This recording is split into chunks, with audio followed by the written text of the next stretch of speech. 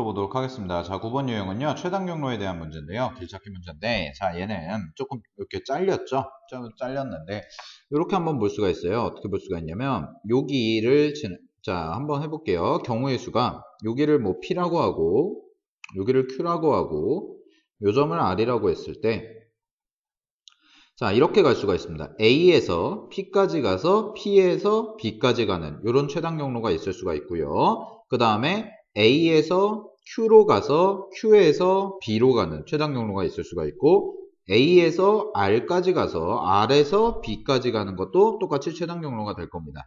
이해되셨나요? 자, 이렇게 됐을 때 똑같이 A에서 P로 갈 때도 가로 2칸, 그 다음에 가로 3칸, 그럼 총 가로 5칸이고요. 세로가 여기도 2칸, 3칸이니까 5칸. 여기도 마찬가지로 가로가 총 5칸, 세로 5칸. 여기도 가로 5칸, 세로 5칸. 이런 식이라는 거죠.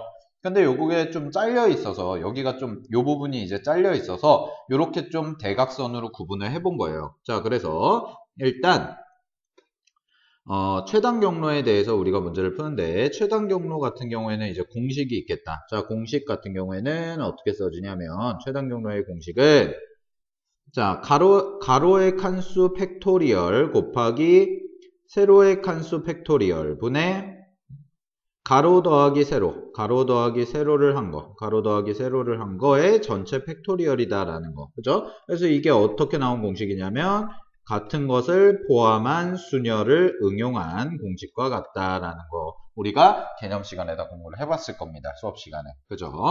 자, 그러면은 한번 해보도록 할게요. 첫 번째 경우, A에서 P를 거쳐서 B로 가는 경우.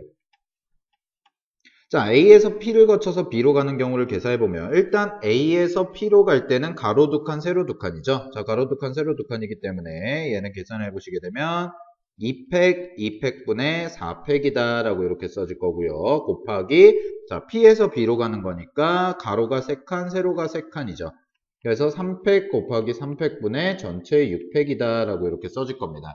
되었습니까? 자, 그러면 앞에 거 계산해 보시면 여기가 24고요. 4니까 6 곱하기, 자, 얘는 여기가 6팩토리얼이면 이제 720이고요. 66이니까 각각 6으로 나눠주시게 되면 12로 나누니까 20이 되겠죠. 뭐 이런 식으로.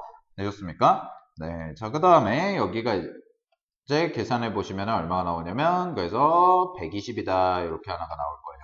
되셨습니까? 자, 다음에 두 번째 경우 가보도록 하겠습니다. 자, 두 번째 경우는요, A에서 그 다음에 Q를 거쳐서 B까지 가는 경우죠. 자, A에서 Q를 거쳐서 B까지 가는 경우. 그러면은 A에서 Q까지 가는 게 가로 1칸, 세로 3칸이니까, 얘는 가로 1칸, 세로 3칸이니까, 자, 세로는 그냥 3팩, 전체 4팩이고요. 곱하기, Q에서 B로 가는 건 가로가 4칸, 세로가 2칸이죠.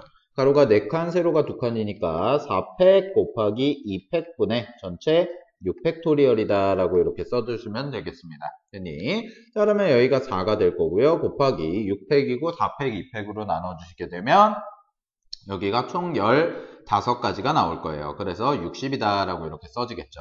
그죠? 자, 마지막 경우 가보도록 하겠습니다. 마지막 경우 가보시면 A에서 R로 갔다가 B로 가는 이런 경우가 되겠네.